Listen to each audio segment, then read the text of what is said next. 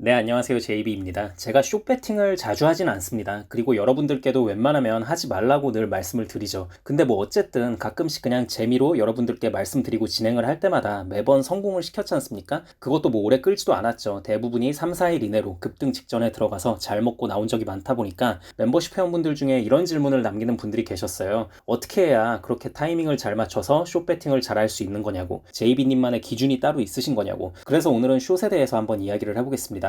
우선 제가 썸네일에 숏으로 무조건 돈 따는 법이라고 자극적으로 제목을 썼는데요. 이 부분은 죄송합니다. 사실 무조건은 아닙니다. 투자의 100%라는 건 있을 수가 없고요. 하지만 제가 오늘 말씀드릴 내용대로만 행하셔도 숏으로 먹을 확률을 현저히 높일 수 있다고 생각을 합니다. 그러니 관심 있으신 분들은 끝까지 잘 들어주시면 좋을 것 같습니다. 자, 우선 가장 중요한 전제부터 깔고 가겠습니다. 미국에는 숏 치지 않습니다. 미국을 상대로는 맞서지 말라는 겁니다. 아니, 기업들 매출이 이렇게 계속 하락하고 역성장을 하고 있는데 벌써 나스닥 지수가 이만큼 올라왔다고? 이건 말도 안 돼. SQQQ 사야겠어. 아니, 반도체 섹터도 벌써 이렇게 전고점에 왔다고? 엔비디아가 저 정도로까지 고평가 받는 게 말이 돼? 이건 못 참지. SOXX 사야겠어. 자, 여러분, 이런 식으로 미국 나스닥 지수와 반도체 숏에 접근했다가 피본 분들이 워낙 많으시잖아요. 그러니까 이유가 뭐가 됐건 그 모든 이유와 상식을 파괴해버리는 게 미국 증시니까요. 절대 미국에는 숏 치지 마시기 바랍니다. 네, 아무튼 이 미국에 숏 치면 안 되는 이유에 대해서는 제가 나중에 기회가 되면 좀 더 자세히 말씀드리도록 하겠습니다. 자, 그럼 어디에다가 숏을 쳐야 하냐? 이 부분이 이제 굉장히 중요한데요. 저 같은 경우에는 에너지와 중국을 상대로 숏을 칩니다. 에너지라는 건 이제 원유나 천연가스 이런 걸 말하는 겁니다. 자, 왜냐면요. 에너지와 중국 이 두 가지는 지표에 따라 움직이는 경향이 강해요.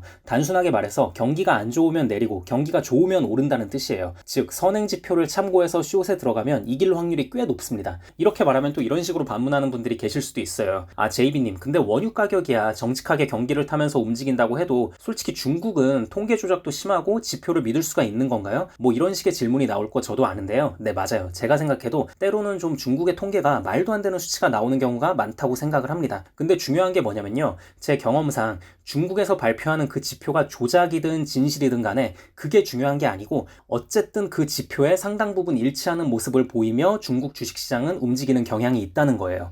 이 부분이 미국과는 다르다는 거죠. 그래서 오히려 예측을 하고 미리 롱이나 숏배팅을 하기에는 중국이 좀 더 쉬운 부분이 있을 수 있습니다. 미국은 경기 선행지표라고 볼 수 있는 ISM 제조업 지수라던가 PMI 지수가 박살이 나고 해도 주식시장은 계속 오르잖아요. 근데 중국은 그런 경우가 잘 없어요. 자, 그럼에도 불구하고 중국의 숏을 치기가 좀 무서운 부분도 분명히 있죠. 유일한 변수가 존재하긴 합니다. 그건 바로 국가 차원의 대대적인 돈풀기인데요. 미국은 정치나 행정 시스템이 잘 갖춰진 국가다 보니까 경기 부양을 위해 돈을 푼다라고 했을 때 그걸 갑자기 풀 수 있는 게 아니잖아요. 뭐 하원, 상원, 의회도 거쳐야 하고 뭐 이래저래 절차가 뭐가 많습니다. 근데 중국은 그렇지가 않죠. 중국은 그냥 공산당이 하겠다고 하면 하는 겁니다. 시진핑이 하겠다고 마음만 먹으면 화끈하게 그냥 질러버리는 거예요. 그래서 이 부분을 저는 중국 쇼패팅의 가장 큰 리스크로 보고 있는데요. 근데 여러분, 중국의 돈풀기 여부도요. 평소 매크로 경제에 관심이 많은 분들이라면 어느 정도 유출을 해볼 만한 여지는 분명히 있습니다. 자, 가장 최근에 제가 중국의 숏을 쳐서 돈을 땄으니까 이번 중국 쇼패팅의 배경 상황을 좀 설명을 드려보도록 하겠습니다. 끝까지 들어보시면 JB는 이런 식으로 판단을 내리고 숏에 들어가는구나 라는 걸 느끼실 수 있을 것 같아요. 저는 어떤 걸 보고 최소한 단기간 내에 시장에 충격을 줄 정도의 돈풀기가 나오기는 힘들겠구나 라고 판단을 했냐면요. 자, 얼마 전에 중국에서 부양책이랍시고 기준금리 인하를 했죠.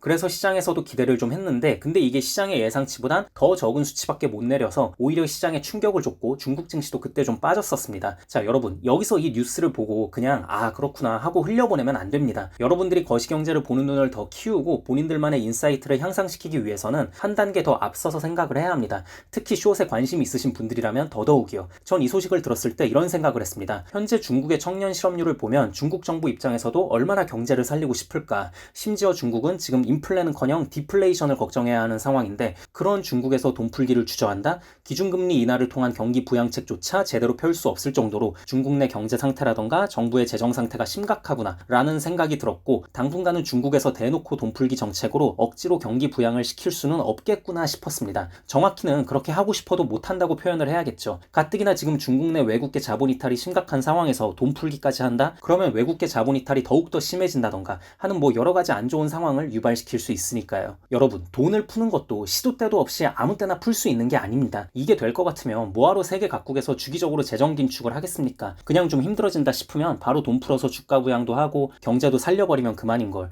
결국 돈을 푸는 것도 어느 정도 밑바탕 체력이 받쳐줄 때나 내밀 수 있는 카드라는 겁니다. 자, 아무튼 그래서 이걸 보고 더 나아가서 투자에 적용을 시킨다면 이게 이렇게 되는 거죠. 지금 발표되는 중국 경제의 선행 지표들이 계속해서 안 좋은데 그럼 중국의 주가는 이런 지표들과 결을 함께하는 경향이 강하니까 하락을 할 확률이 높겠네. 하지만 이 경우의 유일한 변수는 바로 무너진 경제를 살리겠다는 명분으로 깜짝 발표될 수도 있는 중국 정부의 파격적인 돈풀기. 근데 지금 시장 예상치보다도 금리를 적게 내리는 걸 보니 당분간 파격적인 돈풀기 정책은 나올 수가 없겠구나. 그렇다면 이건 숏으로 들어갔을 때 꽤 확률 높은 싸움이고, 그렇기 때문에 나는 중국 증시가 딱히 별다른 호재 없이 상승을 하는 것 같은 느낌이 드는 적당한 시점에 숏에 들어가야겠다. 자, 이런 논리로 저는 숏에 진입을 했었습니다. 그러니까 보시면 아시겠지만 주로 차트를 보는 분들이 뭐 이 지점에서 이걸 매수하고 이때 뭐 매물대가 몰려있으니 팔고 어쩌고 저쩌고 하는 것보다 매크로 경제 분석은 훨씬 더 많은 노력과 여러분들의 관심을 요구합니다. 근데 이렇게 매크로 분석을 통한 확률 싸움을 걸었을 때 저는 승률이 훨씬 더 좋았습니다. 이건 뭐 그동안 제가 실시간 멤버십 커뮤니티 게시판에 올린 글들이나 유튜브 영상으로 올린 것들을 예전부터 봐오신 분들이라면 다들 잘 아실 거라고 생각을 합니다. 자, 그리고 원유의 숏을 칠 때도 마찬가지입니다. 원유 가격도 정말 경제 상황을 그대로 반영하고 지표 따라 정직하게 가는 경향이 강하잖아요. 그래서 우선 경제 지표가 연속적으로 안 좋게 계속 나올 때 그때가 타이밍이라고 생각을 하고요. 이때는 단순히 미국의 경제 지표뿐만 아니라 유럽이나 중국 쪽도 같이 잘 봐주셔야 합니다. 자, 그리고 여기에 하나 더 얹혀서 제가 생각하는 더욱 완벽한 숏 진입 시점은요, 산유국들의 모임인 오펙에서 어떻게든 원유 가격을 특정 가격 이하로 떨구지 않기 위해 뭐 감산 조치를 취한다거나 이래저래 방침을 내놨음에도 불구하고 원유 가격이 계속 하락할 때, 혹은 잠깐 오르더라도 그 효과가 상당히 미미할 때,